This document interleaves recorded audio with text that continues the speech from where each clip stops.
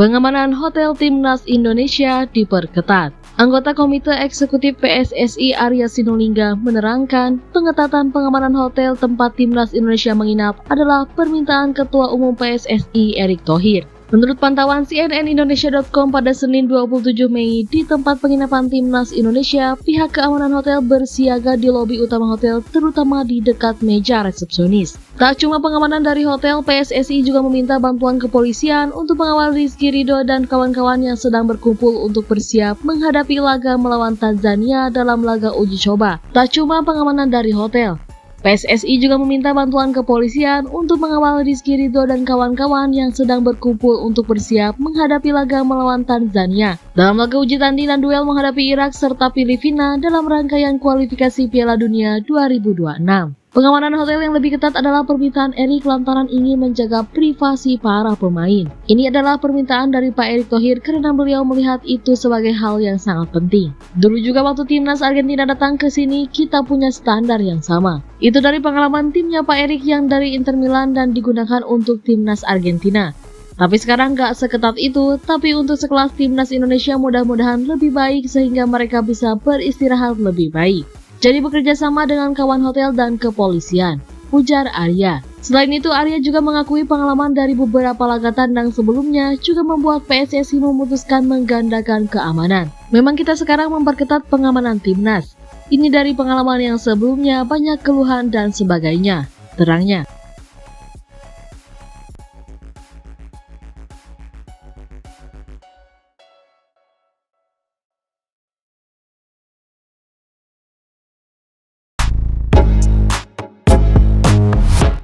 Ini alasan Nathan Choaon ogah tendang penalti. Pemain Timnas Indonesia U23 Ramadan Sananta mengungkap alasan rekan setimnya Nathan Choaon ogah ambil tendangan penalti.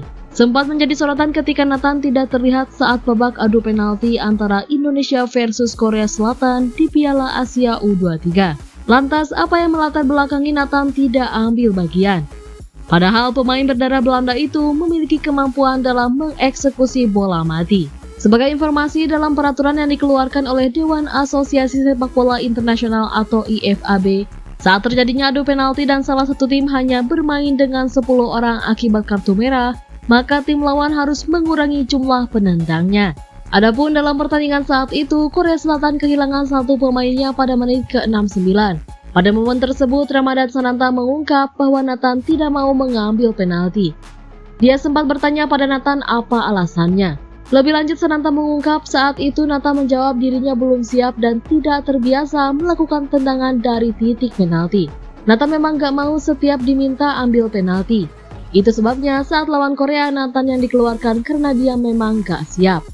Ujar Sananta di YouTube Sport 77 Official, dilihat Selasa 28 Mei 2024. Bukan cuma itu, kepada Sananta, Nathan juga mengaku dirinya tidak bagus melakukan penalti.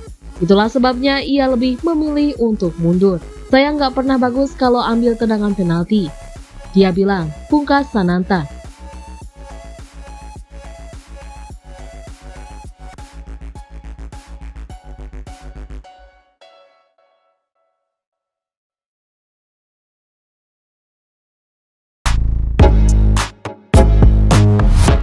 Marten Paes terancam gagal, Cyrus Margono jadi opsi lain. Marten Paes belum jelas.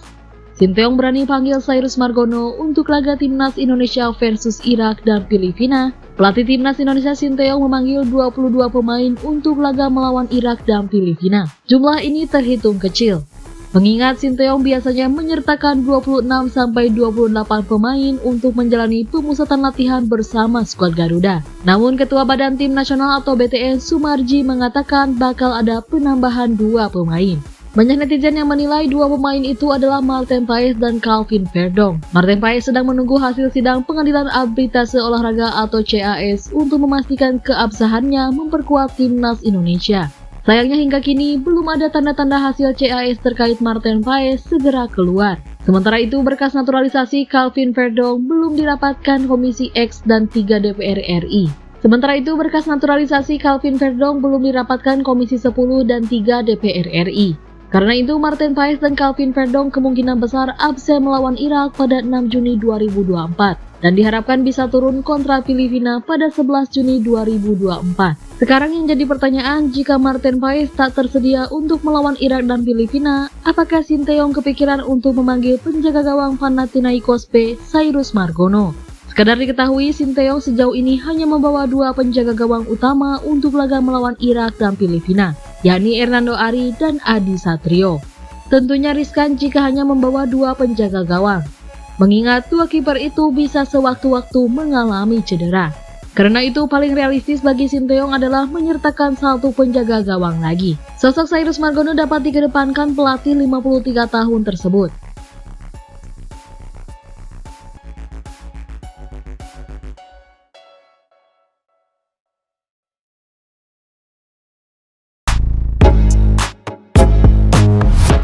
Pratama Arhan dan Justin Hubner senasib diganjar kartu merah. 2 bek timnas Indonesia Justin Hubner dan Pratama Arhan diganjar kartu merah saat membela klubnya pekan lalu. Justin Hubner mendapatkan kartu merah saat membela Cerezo Osaka menghadapi Ryukyu di J-League Cup 2024 di Stadion Tapi Kenso Hiagon, Okinawa pada Rabu 22 Mei lalu. Dalam pertandingan tersebut, Justin Hubner dipercaya tampil sebagai starter di posisi bek tengah. Sayangnya, Hubner hanya bermain 17 menit lantaran diganjar kartu merah pada menit ke-17. Kartu merah itu didapat usai Hubner menarik pemain depan Ryukyu di luar kotak penalti Cerezo Osaka saat pemain lawan memiliki peluang untuk mencetak gol. Tanpa ampun, wasit Akihiko Ikeuchi langsung mengganjar Hubner dengan kartu merah. Nasib yang sama juga dialami bek kiri timnas Indonesia Pratama Arhan, yang mendapatkan kartu merah saat baru 4 menit di lapangan ketika menjalani debut bersama Suwon FC di Liga Korea Selatan atau K-League 1 pada Minggu 26 Mei. Dalam pertandingan itu, Arhan masuk sebagai pemain pengganti pada menit ke-73 menggantikan Jong Dong-ho dan bermain di posisi bek kiri. Namun baru 4 menit berada di lapangan, Arhan langsung diusir wasit karena mendapatkan kartu merah. Kartu merah itu didapat usai Arhan dilaporkan VAR melakukan pelanggaran berbahaya kepada pemain Jeju United Dream Changwoo. Kartu merah dalam waktu singkat yang didapat 2 bek timnas Indonesia itu bisa menjadi pelajaran bagi kedua pemain jelang membela tim merah putih menghadapi Tanzania pada laga uji coba 2 Juni. Kemudian dilanjutkan timnas Indonesia melawan Irak dan Filipina pada kualifikasi Piala Dunia 2026 pada 6 dan 11 Juni mendatang.